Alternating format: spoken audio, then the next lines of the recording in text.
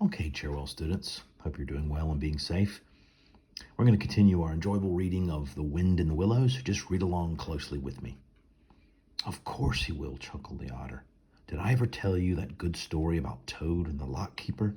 It happened this way. Toad, an errant mayfly, swerved unsteadily athwart the current in the intoxicated fashion affected by young bloods of mayflies.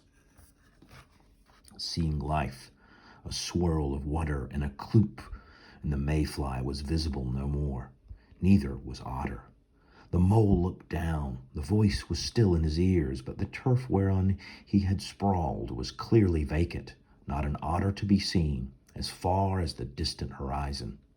But again there was a streak of bubbles on the surface of the water, of the river, and the rat hummed a tune, and the mole recollected that animal etiquette forbade any sort of comment on the sudden disappearance of one's friends at any moment, for any reason or no reason whatever.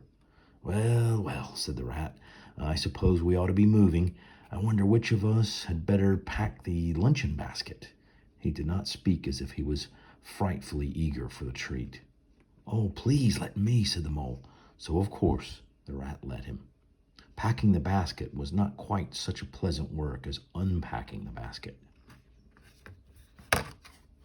Never is, but the mole was bent on enjoying everything, and although just when he had got the basket packed and strapped up tightly, he saw a plate staring up at him from the grass, and when the job had been done again, the rat pointed out a fork which anybody ought to have seen. And last of all, behold, the mustard pot, which he had been sitting on without knowing it. Still, somehow, the thing got finished at last, without much loss of temper. The afternoon sun was getting low as the rat sculled gently homewards in a dreamy mood, murmuring poetry things over to himself, and not paying much attention to Mole. But the mole was very full of lunch, and self-satisfied, and pride, and already quite at home in a boat. So he thought, and was getting a bit restless besides. And presently he said, Ratty, please, I want to row, now. The rat shook his head with a smile. Not yet, my young friend, he said.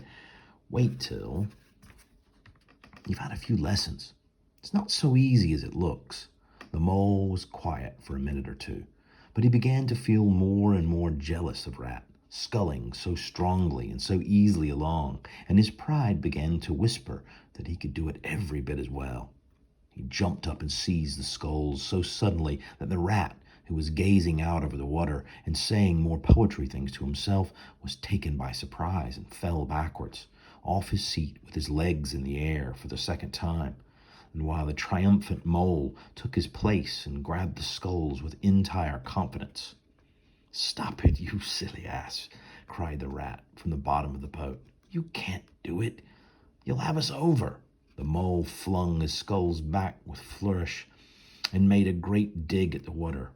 He missed the surface altogether, and his legs flew up above his head, and he found himself lying on the top of the prostrate rat. Greatly alarmed, he made a grab at the side of the boat, and the next moment, sploosh, over went the boat, and he found himself struggling in the river.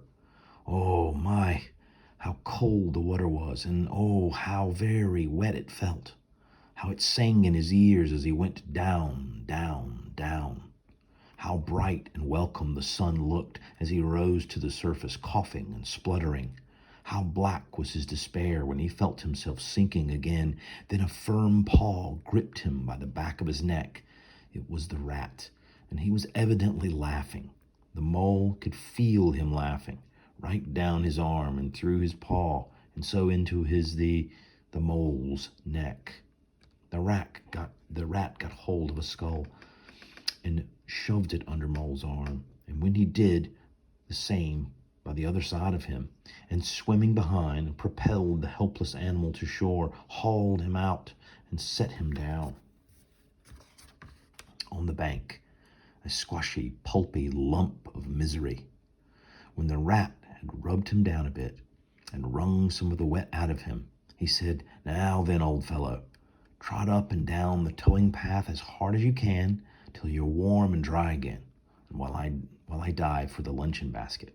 So the dismal mole, wet without and ashamed within, trotted about till he was fairly dry, and while the rat plunged into the water again, recovered the boat, righted her, and made her fast, fetched his floating property to shore by degrees, and finally dived successfully for the luncheon basket and struggled to land with it.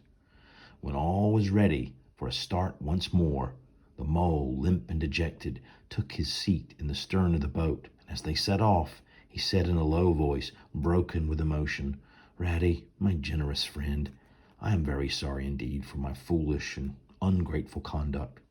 My heart quite fails me when I think how I might have lost that beautiful luncheon basket. Indeed, I have been a complete ass, and I know it. Will you overlook it this once and forgive me, and let things go on as before?"